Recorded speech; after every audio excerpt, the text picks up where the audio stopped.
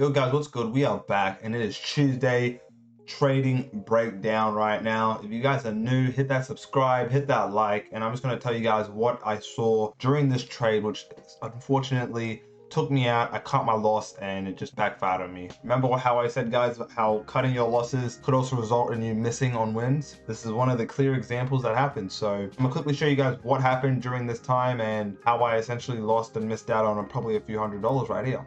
Boom, price here. Price just grabbed out here. I wasn't actually available on the charts at this moment, even though I was waiting for this. I also forgot to put on a alert, so I didn't actually hear it. I didn't actually know of it. Like I was away from the charts at this time. So price pushed down as soon as I got back because it was very aggressive on the way down. I got back probably on the third candle and I was like, dang, I really want to hop in. But I know price always comes back, you know, usually comes back. So in this case, price came back a bit and I was like, yo, this is good. It's actually respecting the 50% retracement. So I was like, you know what? Might as well take a sell. So I took a sell somewhere like that. I had a 13 pip stop loss, right? Something like this. Went down, see what was going to happen. But yeah, I really had this set up right here.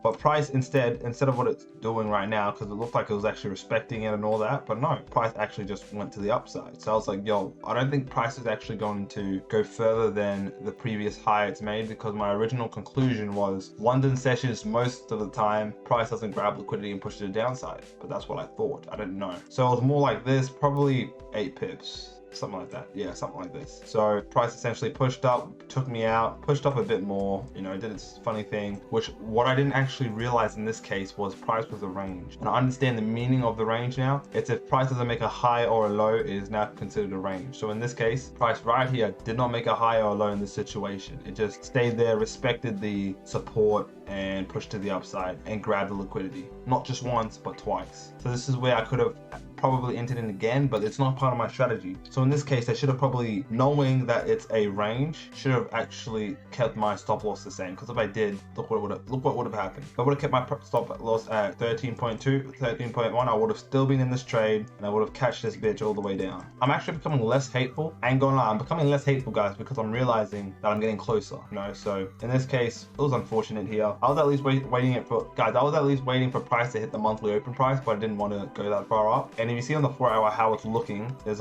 previously this candle was once green bullish and it was up here, so it's kind of looking a bit different, but it was looking like it was pushing to the upside, but now it's just reversing. It could possibly chill here where it is right now or want more, you know, want more blood. So that's really what happened for today, Tuesday's breakdown. It wasn't too great, but you know, we were expecting a pullback. It just happened, you know, it just took me out during the time being, so I did miss out unfortunately, but it's alright, it happens. And just more things to learn from this. My lessons that I've actually learned from this trade right here is probably just in good areas such as the ranges and the 20% deviation, especially in a starter uptrend, which is also a pullback on the highest time frame, one of the highest time frames, like the daily. It's a pullback because it is downtrend on the daily, but for 4-hour, I'm pretty sure it's an uptrend. It's a reversal. I should know for this to keep my stop losses a bit bigger if it's aligning with certain time frame. Because in this case, I thought price was going to keep going up. In the end, was that price actually just grabbed liquidity, which happens sometimes. So what I do need to implement the reasons why I should keep my stop loss bigger and I should keep some of my stop losses smaller, if that makes sense. So that's really what I've learned from this trade, guys. And you know, it's unlucky, it's unfortunate, but I've learned a lot from this, as especially Sensei Jonas taught me about like the range, and he said that this was a range here. So price came down, up, down, grabbed liquidity twice and pushed to the downside, and that's what usually happens sometimes. The reason why this was also a really good trade was because price actually did not want to grab all of the liquidity. You saw here, price grabbed here, did not grab this liquidity, so it came up, and there was just leaving liquidities left to be grabbed, essentially, if that makes sense. So this is a really good trade here. It was unfortunate that I missed out, but I'm gonna catch more, guys. You know, it's only Tuesday. I've also done a ton of back